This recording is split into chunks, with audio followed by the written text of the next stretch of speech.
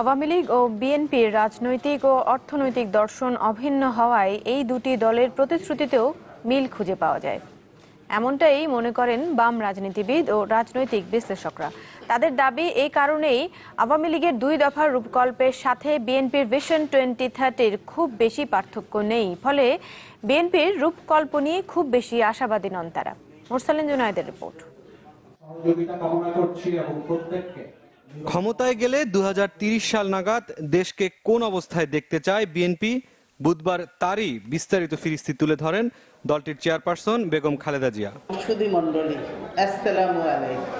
Vision 2030 নামের 37 পৃষ্ঠার সেই রূপকল্পে রাজনীতি, অর্থনীতি, গণতন্ত্র, সুশাসন সহ মোট 37টি বিষয়ে দেয়া হয়েছে 256টি প্রতিশ্রুতি, যার মধ্যে প্রধানমন্ত্রীর ক্ষমতার ভারসাম্য আনা, জাতীয় সংসদের উচ্চকক্ষ প্রতিষ্ঠা, গণভোট ব্যবস্থার পুনঃপ্রবর্তনের মতো বেশ কিছু প্রস্তাব নজর কেড়েছে রাজনৈতিক বোদ্ধাদের।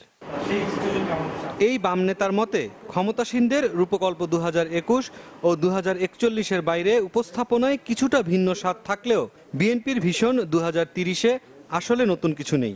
যে আওয়ামী লীগ যে ভিশন 2021 কিংবা ইদানিং বলছে ভিশন 2040, তার থেকে নীতি, দর্শন এইসবের বিবেচনায় খালেদা জিয়ার কর্মসূচি ভিন্ন কিছুই নয়। আর রাজনৈতিক সিদ্ধান্তে জনগণের অংশ নেওয়ার সুযোগ সীমিত হয়ে আসায় বিএনপির রূপকল্পে এখনই আশাবাদী হওয়ার কিছু দেখছেন না রাজনৈতিক বিশ্লেষক আফসান চৌধুরী। বাংলাদেশের রাজনীতিটা দুর্বল, ব্যবস্থাটা দুর্বল, সেই কারণেই আমাদের এই অবস্থাটা। আমাদের রাজনীতির মডেলটাও তাই। সাধারণ মানুষের সঙ্গে এই রাজনৈতিক মডেল যেটা নিয়ে তারা কথা বলছে, বিএনপি আওয়ামী লীগ কথা বলে থাকে, তার সঙ্গে সম্পর্ক খুব কম।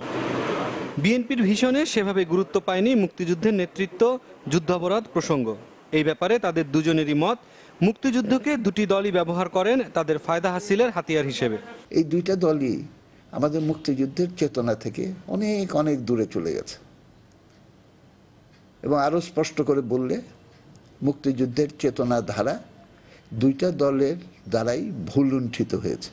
মুক্তিযুদ্ধের ইতিহাস ক্ষেত্রে কোনো দলই খুব একটা সিরিয়াস না। তারা এটাকে যতক্ষণ রাজনীতিতে তাদের সুবিধাজনক হয় এটা তারা ব্যবহার করে। রাজনৈতিক দলগুলোর প্রতিশ্রুতি বাস্তবায়নে জবাবদিহিতা নিশ্চিতে সচেতন নাগরিকদের এগিয়ে আসার তাগিদ ছিল দুজনেরই কণ্ঠে। মুরসালিন জুনায়েদ, চ্যানেল 24, ঢাকা।